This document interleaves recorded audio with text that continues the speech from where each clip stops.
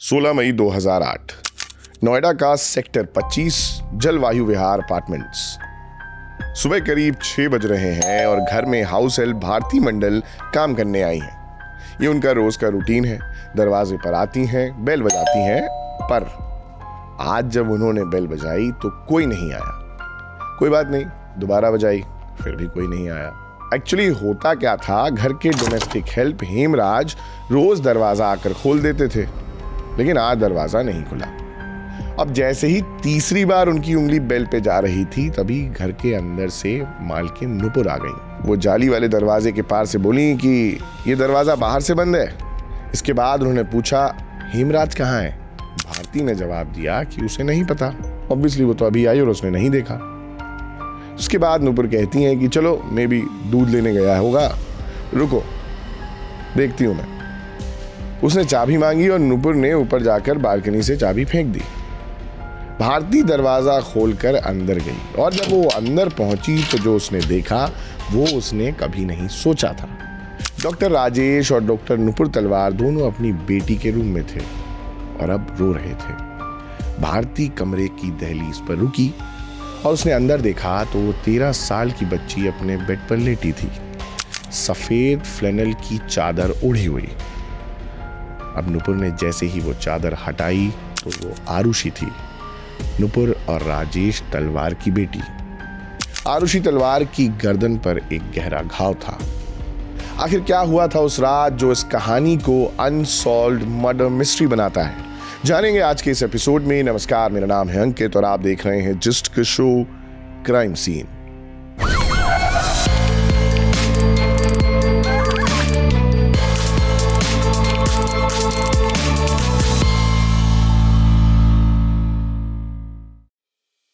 उत्तर प्रदेश का शहर नोएडा 2008 में बहुत तेजी से बड़ा हो रहा था, क्योंकि दिल्ली के करीब था और बहुत सारी आईटी कंपनीज का हब बन चुका था।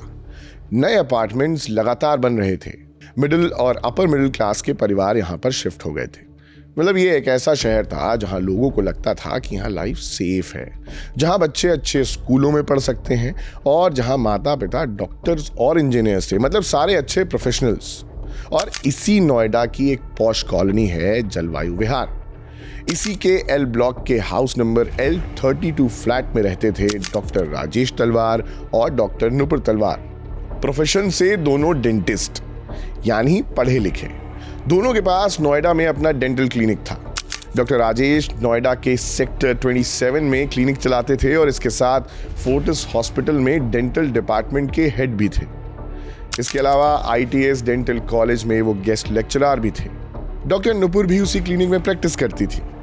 एक जाना माना परिवार और एक कह सकते हैं सक्सेसफुल लाइफ। उनकी बेटी आरुषि 24 मई 1994 को पैदा हुई और वो अब 13 साल की हो गई थी। दिल्ली पब्लिक स्कूल में पढ़ाई करती थी, पढ़ने में होशियार, दोस्त और फोन पर अक्सर बातें होती रहती थी। एक आम 13 साल की बच्ची जिसके अभी सपने बड़े हो रहे थे और साथ ही उसकी जिंदगी शुरू ही हुई थी। अब इनके घर में एक और शख्स रहता था, हेमराज बंजाड़े, उम्र 45 साल, नेपाल के अर्घाखांची जिले के धारापानी गांव का रहने वाला। घर का कुक था और इसके साथ डोमेस्टिक हाउस हेल्प, यानी वो उस घर में परिवार के 7 सालों से रह रहा था। आरुषि उसकी बेटी की उम्र की थी। घर में उसके लिए एक अलग से कोठरी थी जिसका दरवाजा बाहर से भी खुलता था और अंदर से भी खुलता था। अब आती है तारीख 15 मई 2008 की, दिन गुरुवार। नुपुर सुबह अपने क्लिनिक गई और दोपहर में आरुषि को स्कूल से लेकर आई। नुपुर की जेठानी वंदना तलवार उस दिन लंच पर आई और उसके बाद नुपुर वापस अपने काम पर चली गई। शाम को फोर्टिस हॉस्पिटल में पेशेंट्स देखे और रात करीब 7:30 बजे वो अपने घर वापस आ गई। वहीं दूसरी तरफ डॉक्टर राजेश तलवार ITS डेंटल कॉलेज में लेक्चर लेने के बाद क्लिनिक गए और रात 8:30 बजे अपना सारा काम खत्म करके घर लौटे। ड्राइवर उमेश शर्मा उन्हें घर छोड़ने आया और रात करीब 9:30 बजे राजेश अपने घर पर पहुंच गए थे। उमेश शर्मा ने गाड़ी पास में खड़ी कर दी और राजेश का बैग और कीज हेमराज को देने वापस आया। उस वक्त नुपुर और आरुषि डाइनिंग टेबल पर बैठे थे और राजेश बेडरूम से निकल रहे थे। और रात 10 बजे के आसपास राजेश और नुपुर ने आरुषि को एक सोनी DSCW-130 कैमरा दिया। हालांकि ये आरुषि का बर्थडे गिफ्ट था, लेकिन नुपुर ने कहा कि आज ही दे देते हैं, अच्छा लगेगा बच्ची को। और आरुषि कैमरा मिलते ही एकदम खुश हो गई। उसने अपनी मम्मी और पापा की कई सारी फोटोज निकाल दी और इस बीच जो आखिरी फोटो क्लिक की गई वो करीब रात 10:10 पर। इसके बाद नुपुर और राजेश अपने रूम में चले गए और आरुषि अपने रूम में।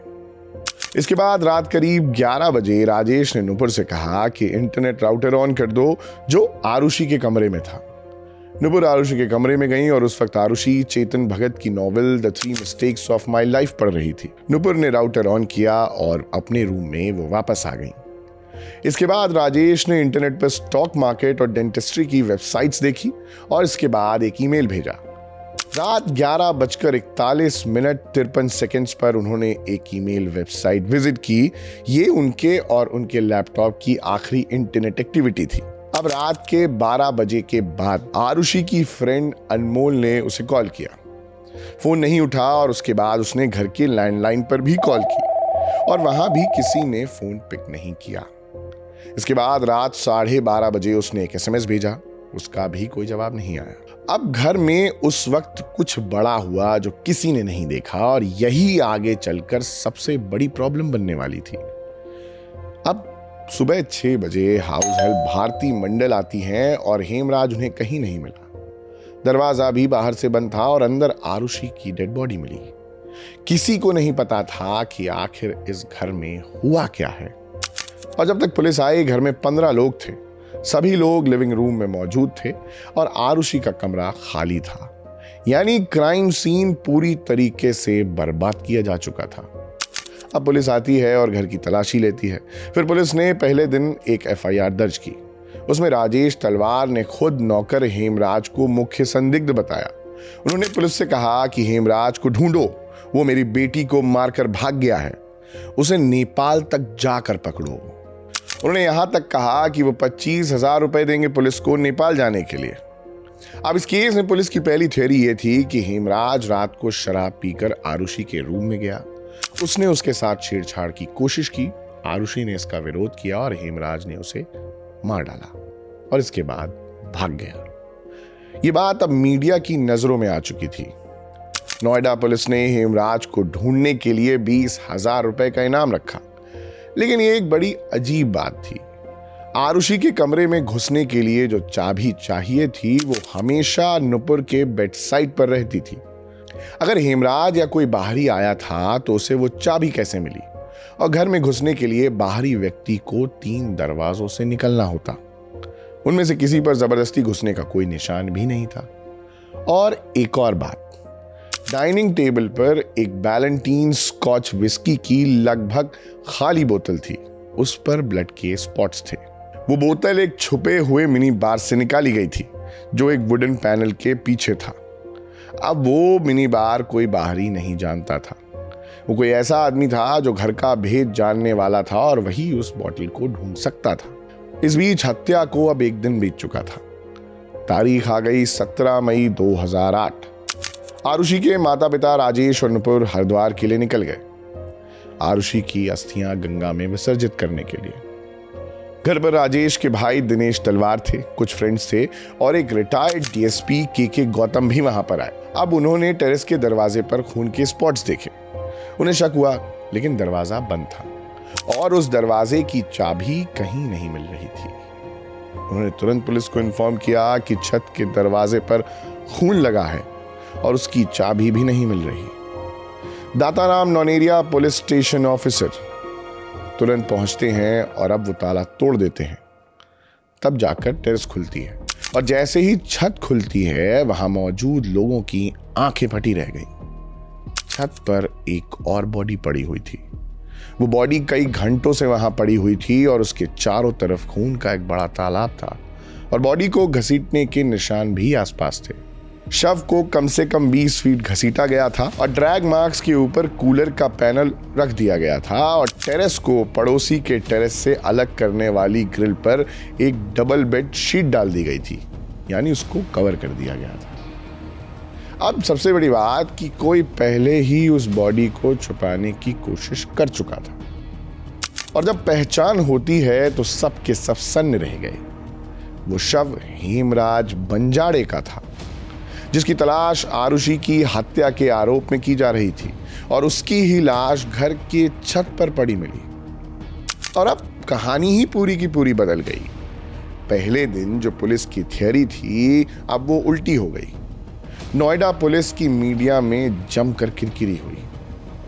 इन्वेस्टिगेशन ऑफिसर तुरंत केस से हटा दिए गए। इसके साथ शहर के एसपी का भी ट्रांसफर कर दिया गया और अब इसके साथ एक नया सवाल आ गया था। रात को 2 लोग मारे गए, एक 13 साल की बच्ची अपने ही कमरे में और एक 45 साल का आदमी छत पर। घर में घुसने कोई निशान नहीं, बाहर से आने कोई सबूत नहीं। घर की चाबी, मिनी बार की जानकारी और आरुषि के कमरे का लॉक, सब कुछ कोई घर का जानकार ही जानता था।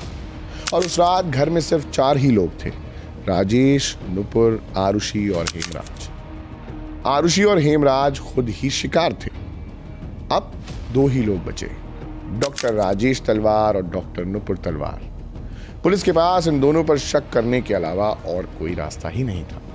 और फिर 21 मई 2008 को दिल्ली पुलिस भी जांच में शामिल हो गई और उसी दिन से माता पिता पर शक गहरा होने लगा। एक्चुअली पुलिस के सामने कई सवाल थे। पहला ये कि आरुषि और राजेश नुपुर के बेडरूम्स के बीच की दूरी 7 से 8 फुट थी। दोनों कमरों में एसीज चल रहे थे और पुलिस का कहना था कि इतने पास होते हुए जब आरुषि का कत्ल हो रहा था तो माता पिता को कुछ सुनाई क्यों नहीं दिया, उनकी नींद क्यों नहीं टूटी। दूसरा सवाल, राजेश ने तुरंत पुलिस को हेमराज की तरफ भेजने की कोशिश क्यों की, यहां तक कि नेपाल जाने के लिए 25,000 रुपए देने तक का ऑफर भी दे दिया। तीसरा सवाल ये कि 16 मई को जब पुलिस ने टेरेस की चाबी मांगी तो राजेश घर के अंदर गए और काफी देर तक बाहर नहीं निकले। विटनेस रोहित कोचर ने कोर्ट में बताया कि राजेश सीढ़ी की तरफ गए और तुरंत वापस आकर घर के कमरे के अंदर चले गए। चौथा सवाल, राजेश ने कहा कि उन्होंने 16 मई की रात 11:30 बजे आरुषि का कमरा बाहर से बंद किया था, लेकिन वो सुबह बंद नहीं था। पांचवा सवाल ये कि आरुषि के बिस्तर पर उसके टॉयज, स्कूल बैग और एक पिंक पिलो था। उस पर खून के छींटे नहीं थे, जबकि वो स्प्लैश्ड ब्लड के रेंज में थे। तो क्या वो बिस्तर पर मर्डर के बाद रखे गए थे? छठा सवाल यह भी कि राजेश और नुपुर के कपड़ों पर कोई ब्लड स्पॉट नहीं था, जो इस थ्योरी को काफी हल्का कर देता है कि उन्होंने हीट ऑफ द मोमेंट में हत्या की। इन सब सवालों के बीच इंस्पेक्टर जनरल गुरदर्शन सिंह ने 23 मई को एक प्रेस कॉन्फ्रेंस बुलाई और इस बीच उन्होंने एक नई थ्योरी दे दी। उन्होंने कहा कि राजेश तलवार का अपनी डेंटल पार्टनर अनीता दुर्रानी के साथ एक्स्ट्रा मैरिटल अफेयर था और आरुषि को इस बात की खबर थी। इसके साथ हेमराज को भी पता था और राजेश ने पहले हेमराज को टेरेस पर ले जाकर मारा और उसके बाद आरुषि को भी मार दिया। उन्होंने आरुषि और हेमराज के रिश्ते को लेकर भी कई दावे कर दिए, जिसके बाद चाइल्ड वेलफेयर ने काफी आपत्ति जताई। रेणुका चौधरी, जो उस वक्त women and child development minister थी, उन्होंने आईजी के खिलाफ एक्शन की मांग की। उसी दिन राजेश तलवार को फिर अरेस्ट कर लिया जाता है। केस आगे बढ़ गया और राजेश ने आरोप लगाया कि पुलिस ने उनसे कन्फेशन साइन करवाने के लिए धमकियां दी, पर उन्होंने साइन नहीं किया। उनका आरोप था कि उन्हें जानबूझकर फ्राइडे को गिरफ्तार किया गया ताकि मंडे तक बेल न मिल पाए। इस बीच फोर्टिस हॉस्पिटल ने भी डॉक्टर राजेश को नौकरी से निकाल दिया। 31 मई 2008 को माता पिता की रिक्वेस्ट पर केस सीबीआई को ट्रांसफर कर दिया गया। सीबीआई की पहली टीम के जॉइंट डायरेक्टर अरुण कुमार ने इन्वेस्टिगेशन शुरू की और उनकी टीम की नजर एक और दिशा में गई। राजेश के डेंटल क्लिनिक में एक असिस्टेंट था, कृष्णा थाडा राय। वो भी नेपाल ओरिजिन का था और कुछ दिन पहले राजेश ने उसे एक गलत डेंटल कास्ट बनाने के लिए डांट दिया था। राजेश के ड्राइवर उमेश शर्मा ने सीबीआई को बताया कि एक बार उसने कार में थाडा राय और हेमराज को नेपाली में जोर से बात करते हुए सुना। जब पूछा तो थाडा राय ने कहा था कि वो राजेश से निपट लेगा और इसके बाद 7 जून को थाडा राय को भी अरेस्ट कर लिया गया। उसके घर से खून से सनी हुई खुकरी, नेपाली चाकू और ट्राउजर्स भी मिले। नार्को एनालिसिस शुरू होता है। सीबीआई ने थाडा राय, राजकुमार जो दुर्रानी फैमिली का डोमेस्टिक हेल्प था, और इसके साथ विजय मंडल उर्फ शंभू, ये पड़ोसी पुनीत टंडन का ड्राइवर था, इन सबको सस्पेक्ट माना। नार्को टेस्ट में थाडा राय ने कई अलग अलग कहानियां बताई, 3 अलग वर्जन्स। हर बार कहानी बदल देता। एक में राजकुमार ने आरुषि पर हमला किया, दूसरे में मंडल ने और तीसरे में खुद थाडा राय ने। मर्डर वेपन अभी भी हर बार अलग, खुखरी, ग्लास बॉटल और कभी कुछ और। इस बीच 11 जुलाई 2008 को सीबीआई के जॉइंट डायरेक्टर अरुण कुमार ने प्रेस कॉन्फ्रेंस में कह दिया कि केस अभी भी अनसॉल्व्ड है। राजेश तलवार के खिलाफ कोई एविडेंस नहीं, लेकिन क्लीन चिट भी नहीं मिली। राजेश रिहा हो गए लगभग 50 दिन बाद, लेकिन उनको घर छोड़ना पड़ा। क्योंकि वो पूरा घर क्राइम सीन था। इस बीच वो अपने रिलेटिव्स के यहाँ रहने लगे और तीनों नेपाली लड़कों को अरेस्ट कर लिया गया। नार्को टेस्ट कोर्ट में एडमिसिबल नहीं होते, कोई कॉन्क्रीट एविडेंस भी नहीं था और इसके बाद वो 3 लोग भी रिहा हो गए। 2009 में सीबीआई ने एक नई टीम बनाई। इस टीम का नजरिया बिल्कुल अलग। दूसरी टीम ने केस फाइल फिर से पढ़ी और उनका निष्कर्ष ये था कि सर्कमस्टेंशियल एविडेंस यानी मौका वारदात से मिले सबूत राजेश तलवार की तरफ ही इशारा करते हैं, जिसके लिए उनके मुख्य तर्क थे कि पहला पॉइंट, घर में कोई बाहरी नहीं आया था क्योंकि सिक्योरिटी गार्ड्स ने भी किसी को आते जाते नहीं देखा। कॉम्प्लेक्स में 1886 अपार्टमेंट्स थे और करीब 10,000 लोग रहते थे। गार्ड घूमते फिरते रहते थे और उनको कभी उस इलाके में कोई अजनबी दिखा ही नहीं। दूसरा पॉइंट ये कि आरुषि के रूम का डोर अंदर से लॉक होने वाला था, इसके साथ बाहर से चाबी से भी वो लॉक हो जाता था और रात को वो लॉक्ड ही रहता था। जिसकी चाबी नुपुर के पास होती थी तो वो कोई बाहरी कैसे ले जा सकता है।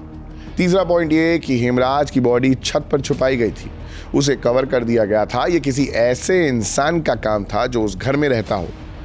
क्या ये वक्त बर्बाद करने के लिए किया गया था, जिसे पता था कि तुरंत कोई टेरेस पर जाएगा ही नहीं। इसके बाद चौथा पॉइंट ये कि स्कॉच विस्की की वो बॉटल और दोनों का ब्लड स्पॉट उस पर, क्योंकि कोई बाहरी उस छुपे हुए मिनी बार को नहीं जानता था। पांचवा point golf club theory. CBI ने कहा कि आरुषि और हेमराज दोनों के सिर पर ब्लंट वेपन से यू और वी शेप्ड इंजरी थी। राजेश के गोल्फ क्लब्स की डायमेंशंस उन इंजरीज से मैच करती थी। गोल्फ क्लब्स भी उस अपार्टमेंट में थे।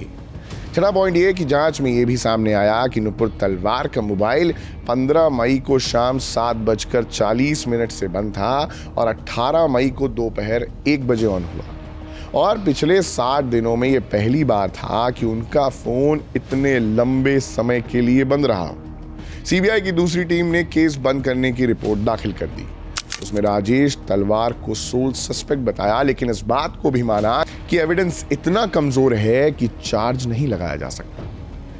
लेकिन सीबीआई कोर्ट ने ये रिपोर्ट खारिज कर दी, इसे एक्सेप्ट ही नहीं किया। फिर 2012 में राजेश और नुपुर तलवार दोनों को फॉर्मली चार्ज कर दिया गया। मामला स्पेशल सीबीआई कोर्ट में चला और जज श्याम लाल की अदालत में। नवंबर 2013 स्पेशल सीबीआई कोर्ट फैसला सुना देती है। राजेश और नुपुर तलवार दोनों को दोषी मानती है। कोर्ट ने दोनों को उम्र कैद की सजा सुनाई। आरोप था कि राजेश ने एक ऐसे वेपन से हमला किया था जो डेंटिस्ट सर्जन्स के उपयोग में आता है। नुपुर ने उसमें राजेश का साथ दिया और सबूत छुपा दिए। अब इस फैसले की चर्चा शुरू हो गई। भारत ही नहीं, विदेश में भी इस फैसले को लेकर बात हो रही थी। अब इस केस को खबरों में सुनने वाले लोगों के 2 पक्ष थे। एक साइड था जो कह रहा था कि चलो न्याय हो गया। दूसरा साइड ये था जो कह रहा था कि दोनों इनोसेंट हैं और एक कमजोर केस में कन्विक्ट कर लिया गया है।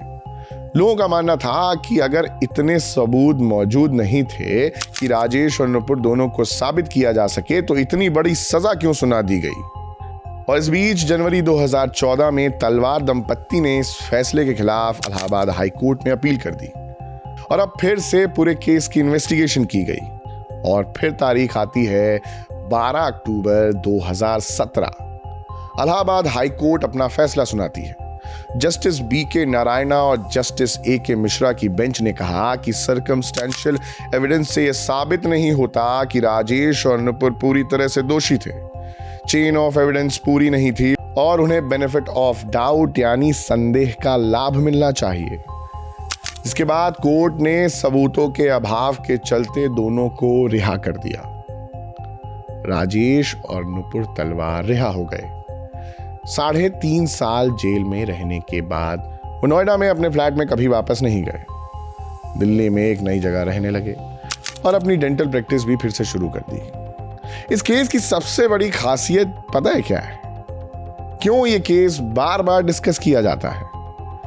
क्योंकि 2008 से 2026 तक 18 साल इस केस को बीत चुके हैं, लेकिन ये केस आज भी अनसॉल्व्ड है और यही इसे स्पेशल बना देता है। एक 13 साल की बच्ची और एक 45 साल का नौकर, दोनों की मौत एक ही रात में, एक ही घर में और रात 12 से 1 बजे के बीच। कातिल कौन था ये किसी को नहीं पता।